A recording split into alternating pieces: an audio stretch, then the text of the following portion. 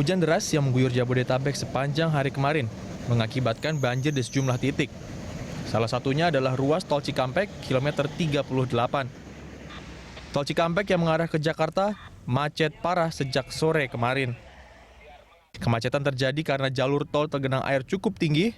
Dari 4 lajur yang ada, hanya 1 lajur yang bisa dilalui kendaraan. Kecepatan rata-rata kendaraan hanya sekitar 10 hingga 20 km per jam. Ketinggian air di dalam ruas tol Cikampek mencapai 40-60 cm. Akibatnya, kemacetan total terjadi dari arah Bandung menuju Jakarta.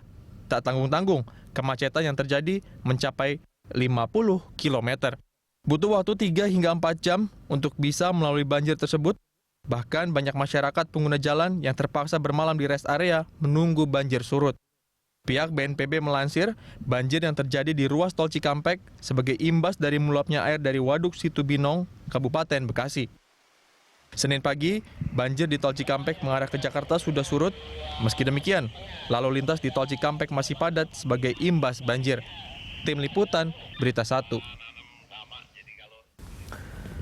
Ya pemirsa, Landstalk pada kali ini kita akan membahas mengenai topik hujan datang tol tergenang. Ya, dan bersama kita sudah hadir narasumber anggota Badan Pengatur Jalan Tol BPJT Kemen PUPR atau PUPR Bapak Bambang Eko dan juga Ketua YLKI Mas Tulus Abadi. Terima kasih Mas Tulus, Pak Bambang sudah duduk bersama kami. Ini membahas mengenai hujan deras yang akhirnya menyebabkan beberapa ruas jalan, salah satunya di tol Cikampek yang memang tergenang cukup parah juga ya, Gan ya. Ini kenapa sih Pak bisa terjadi? Ini sudah kedua kalinya ya di tahun ini. Sebelumnya Februari, kemudian juga saat sekarang lah gitu. Jadi ini memang khususnya di kilometer 37 ini terkait dengan ada suatu komplek di sebelah itu perumahan Delta Mas. Di perumahan Delta Mas itu sebetulnya ada situ Binong, kemudian Delta Mas sendiri membuat kolam retensi kurang lebih 4,5 hektar.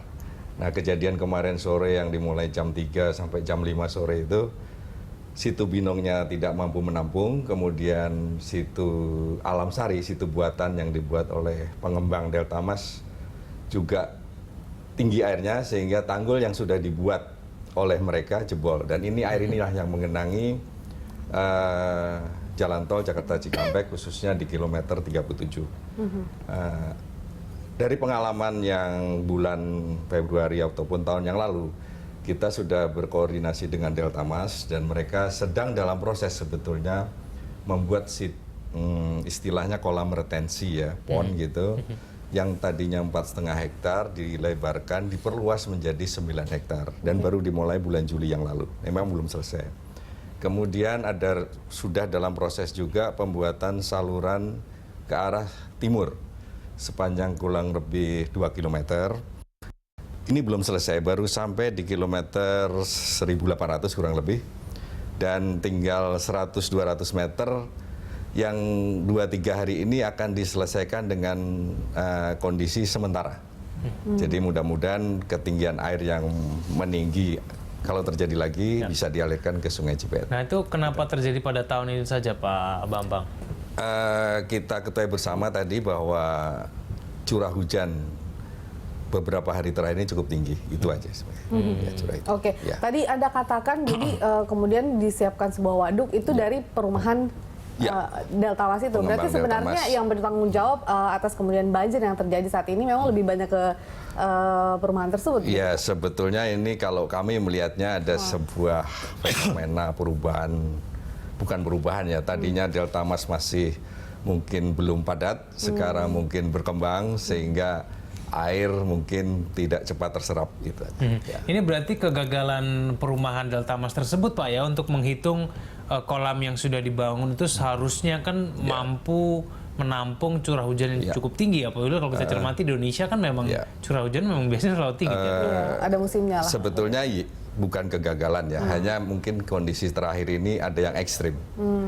Jadi kecepatan ataupun curah hujan yang ekstrim yang di atas rata-rata itu yang menyebabkan volumenya melimpah. Atau pada saat pembangunan jalannya sendiri Pak, apakah itu juga sudah sempat memperhitungkan? Karena kan ini cuma di kilometer 38 karena itu Pak.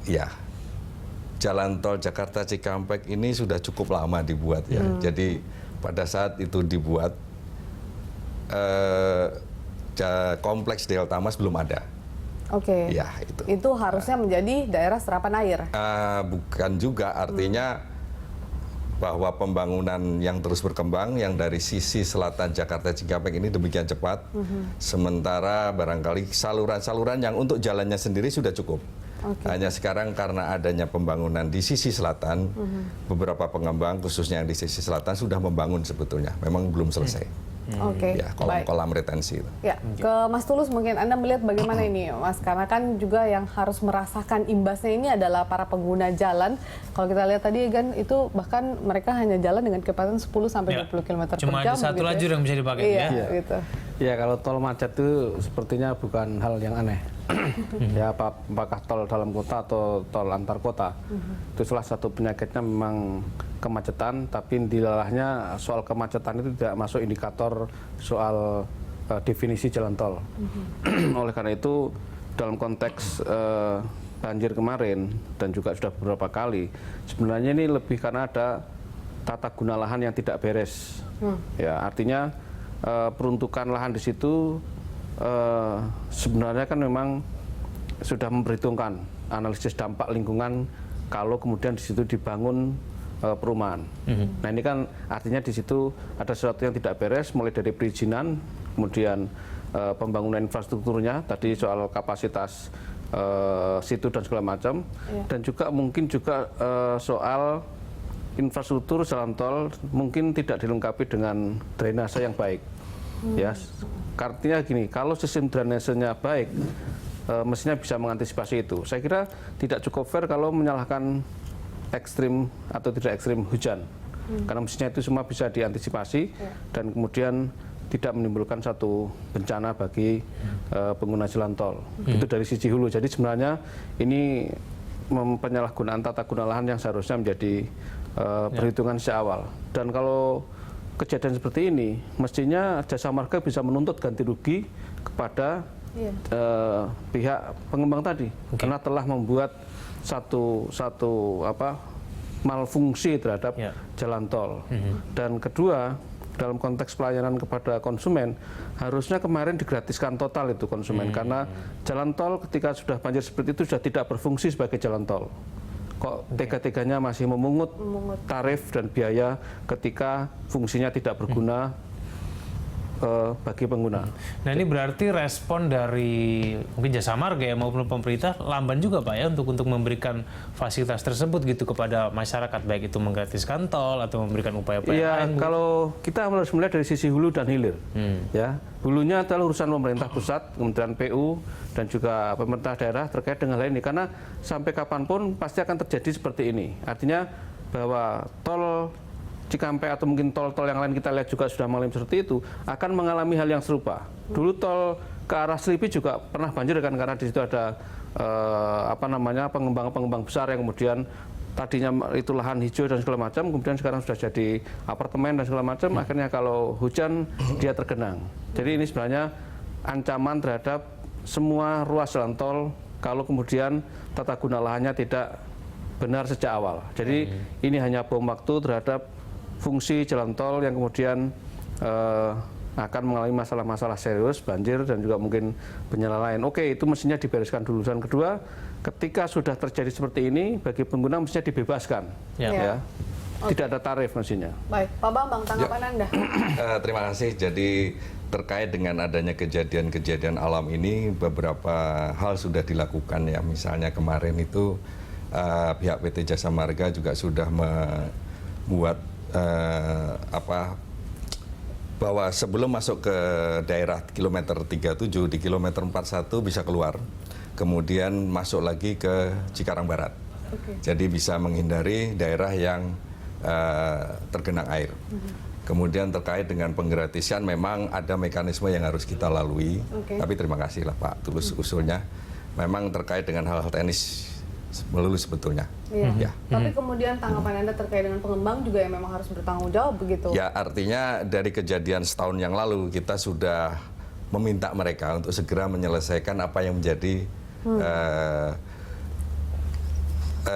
menjadi tugas mereka. Iya. Nah, jadi membuat pon, melebarkan pon, kemudian membuat saluran. Nah, ini yang harus kita percepat.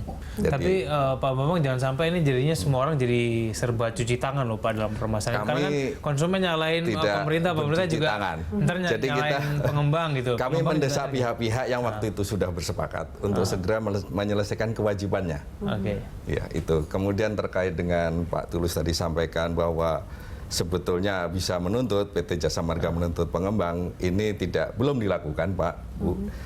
Karena kita masih melihat mereka menyelesaikan dulu tugasnya, nah, baru nanti kita bicarakan yang lanjutnya. Oke, Ya. karena kalau kita lihat Pak dampaknya luar biasa juga Ya, kepada masyarakat kami setuju begitu itu. dan mungkin para pengembang tidak Ya. merasakannya langsung, Ya. tapi dirasakan oleh masyarakat Ya. begitu ya.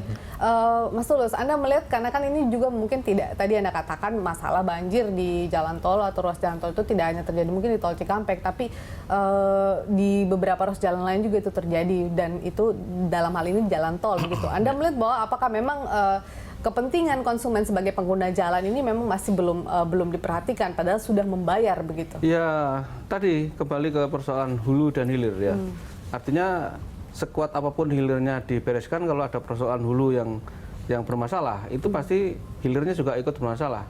Ya, karena tadi sebenarnya ini kan tidak termasuk dalam masalah tol, tapi kemudian ada tata guna lahan yang tidak beres yang kemudian berdampak kepada tol. Nah, kalau sudah begini mestinya harus ada treatment khusus terkait dengan masalah pengguna misalnya. Kan ibaratkan begini, kalau Lebaran kan terjadi kemacetan lalu lintas yang parah. Kemudian kebijakannya pemerintah, kalau kemacetannya sampai 5 km digratiskan. Nah, ini kan kemarin sudah 52 km. Kenapa tidak diambil berkali-kali terjadi kemacetan parah, berkali-kali terjadi sebuah bencana lalu lintas, baik libur panjang kemarin ataupun beberapa bulan lalu. Itu kan karena Brexit Timur dan segala macam kan mestinya sudah diambil keputusan atau policy yang kemudian bersifat cepat untuk kemudian tidak mengorbankan konsumen dalam arti yang sesungguhnya. Ya, karena kita kan ketika terjadi kemacetan seperti itu, kerugian kita bukan hanya soal uang yang kita bayarkan tidak berguna, tapi Waktu, tenaga, pembuangan energi yang lain, biaya yang logistik yang lain dan macam-macam itu kan tidak bisa dihitung. Ya, mestinya ketika kemacetan sudah 5 kilo lebih, ya ambil treatment bahwa itu gratiskan untuk memperlancar arus lalu lintas gitu loh. Selain tadi dikatakan oleh Pak Bambang bahwa di kilometer tertentu bisa keluar. Nah, itu kan salah satu treatment saja, tapi treatment untuk mengatasi kemacetan itu mestinya digratiskan dan itu bisa menjadi dasar bagi Jasa Marga untuk mengklaim ganti rugi kepada Delta Mas. Ya, digratiskan berapa ribu kendaraan digratiskan, Delta Mas yang harus membayar itu kepada Jasa Marga gitu sebagai bentuk ganti rugi. Tapi itu emang kalau melakukan itu harus cepat tuh Pak ya. Oh iya dong. Oke, baik. Kita akan bahas kemudian lebih lanjut lagi mengenai masalah ini di segmen selanjutnya. Kita jeda dulu Pak Bambang dan juga Pak Tulus. Pemirsa, kami akan segera kembali.